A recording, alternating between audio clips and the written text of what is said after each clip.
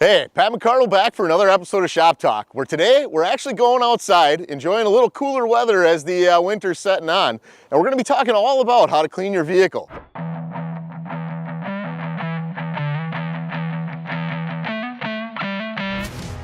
All right, so as you guys dive into this, be sure to check the owner's manual for the specific vehicle you ride, because a few of them are going to call out some differences between garden hoses, pressure washing, different pressures, angle nozzles, and that type of thing. Today, we're going to be washing this Ranger XD 1500, which is one of our newest machines in the lineup. Allows for pressures, a bit higher than what our pressure washer can produce, and we're going to be using our 40-degree nozzle on this one as we get about cleaning this thing. But some key things to watch out for as you're going around this vehicle. Best practices are get it wet. Make sure you actually have mud on your vehicle, not a whole bunch of dry dirt before you start trying to wash it off. If you're running a pressure nozzle, keep that nozzle a couple feet back. You don't want to be right up tight to your surfaces, especially when you get in your areas like decals, electronics, seals, bearings, that type of thing. You want to be able to be a little further away so you're not blowing, water past those areas. And as you get down, you'll see areas like wheel wells, right, where you get a bunch of mud built up. Make sure you're getting down under there to actually wash that off. When you get down, in your vehicle, things like half shafts, brakes, you want to be able to clean those off so you don't get a bunch of buildup coming.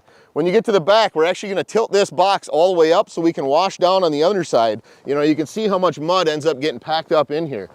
All right, so today we got this Polaris Power Pressure Washer, rated at 3,700 PSI and 2.5 gallons per minute. And we're also using this, Polaris Vehicle Equipment Wash. So it's not a harsh cleaner. It's not going to be stripping coatings off of anything. It's a nice one to use for your off-road vehicle or snowmobile. So the other thing to pay attention to here is you can see there's different nozzle selections up on this washer, and they're nicely color coded, from 0 all the way up to 40 degrees, including one that's soap. So we're going to start out with the 40 degree to get this thing wet. We're going to switch to soap, and then we'll go back to 40 degree.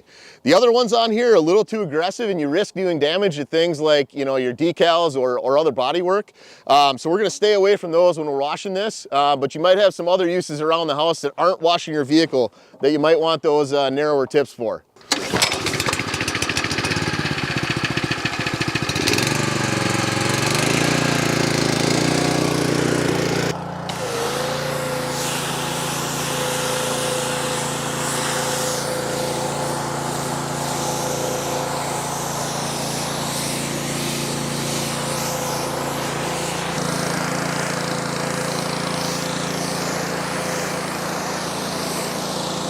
All right, now that we got this machine a little wet, we're gonna swap out our tips so we can start soaping up. So we're gonna pop out that 40-degree tip, throw it back in the holder. We're gonna grab the soap tip, and as you guys can maybe see, there's a way bigger hole for the soap because we need lower flow for that to work with this pressure washer. So we're gonna lock that in. We're gonna go over to our soap jug here, and simply put, drop the line in so it's down near the bottom of the bottle, and that should start sucking up as we go. So now we're gonna lather the whole machine up, kind of like your hair, right? Rinse, lather, repeat. In this case, we'll probably just rinse, lather, rinse again. All right.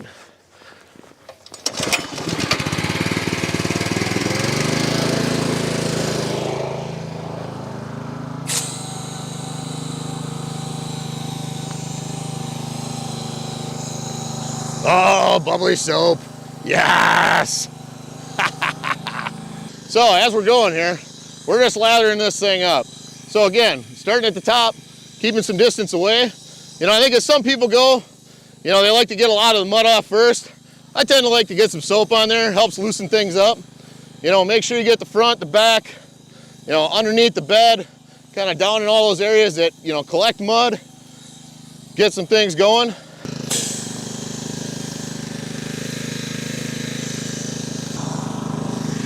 Down under the wheel wells, we know we're gonna have some stuff going there, but again, kind of top to bottom as we go.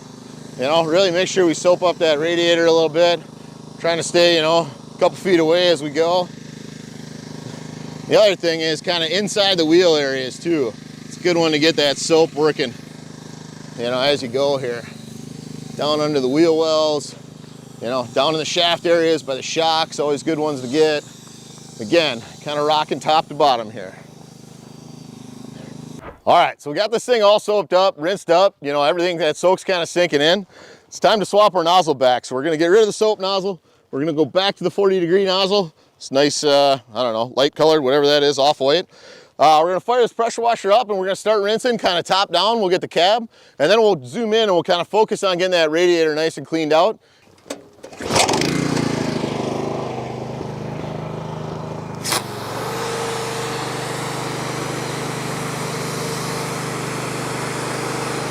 All right, so as we're going, we're just nicely washing this soap and dirt off, right? Got a few spots that maybe are a little stubborn. Kind of got to stay there and get that mud moving. But again, don't want to get too close. Just let the water do its work. You know, you might have to come hit it with a rag after a while. That's okay. But we're going to start at the top and just kind of work our way down.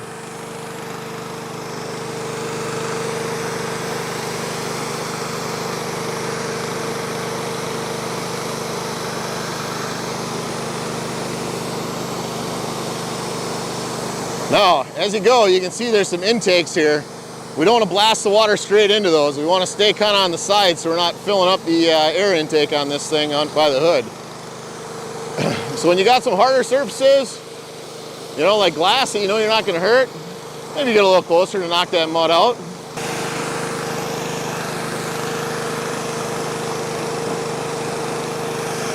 All right, so when you're up front and looking at the radiator, most people don't always realize that on the vast majority of our off-road lineup, these grills are easily removable without tools. So on this Ranger XD, there's 2 tabs you push down with your thumbs, rock this thing out of the way, and then you got easy access to be able to purge that radiator out with tons of water. So again, low pressure, keep your nozzle back, and just flush that area out. You want to make sure you're not bending those fins over, so you want to keep them straight. So as you go, try not to be at an angle against the fins. Always try and wash straight in. You know, fins this way, going up and down is a good way to think about that fan action in your radiator. Now, as we go, we're going to get into some of the dirtier areas here, like this wheel well. And, you know, we got some nice clay that we got stuck to this thing, so it's going to take some time to work our way through this. But again, don't want to get that nozzle close to the decals. You know, you want to stay away from things that you're worried about knocking off. And just kind of work your way around, you know. Again, we're starting high, working our way down.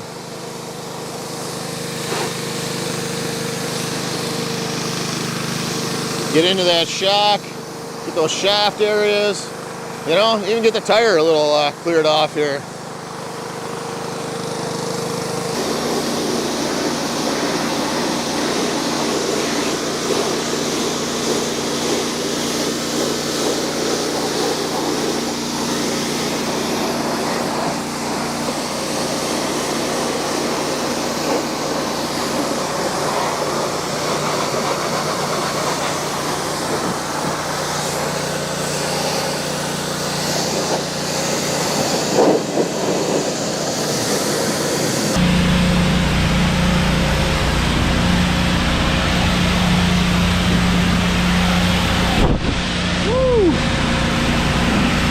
All right, so guys, we're gonna show you a few of the areas you wanna keep that pressure washer nozzle from getting too close.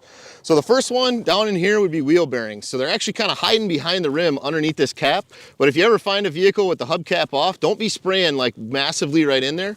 And when you're coming in from the backside, you don't want to get way down in here where this CV joint is going down into that steering knuckle, because that's where you're gonna have to worry, you know, about getting that water down into that wheel bearing. So we popped the hood off quick, and you can see we haven't really washed under this area yet, but when we do, we're gonna keep that nozzle way back. So you can see we got like a pulse bar up here. We wanna make sure all those sealing caps are in. You know, we got some other harness and cable up here. And you can see on this North Star unit, we've actually got a filter for our in-cab air conditioning and heat. We definitely don't wanna get that thing wet because that's a paper filament. So keep your water away from paper filaments and electrical connectors like you see underneath this area.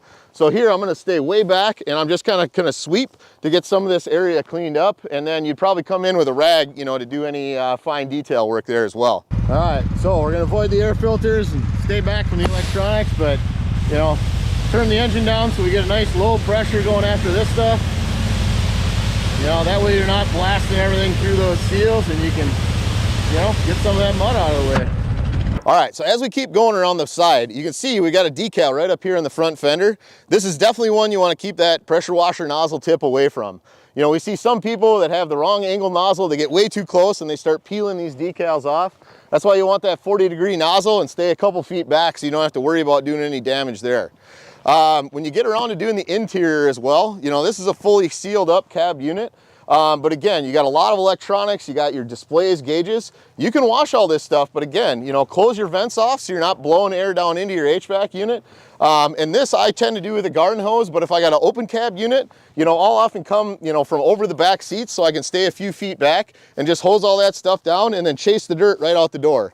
So depending on if you got a Ranger like this where you've got a flat floor exit, or a Razor where it's got drains, you might have to pull the plugs or just flush the water, you know, to get everything down out off the skid plate. Pretty easy to do to keep that interior clean as well. All right, continuing on to the back of this rig, you can see we got the box tilted up on this one. That gives us awesome access to not only the bottom of the box that you definitely do want to wash, always make sure that this thing's cooled down.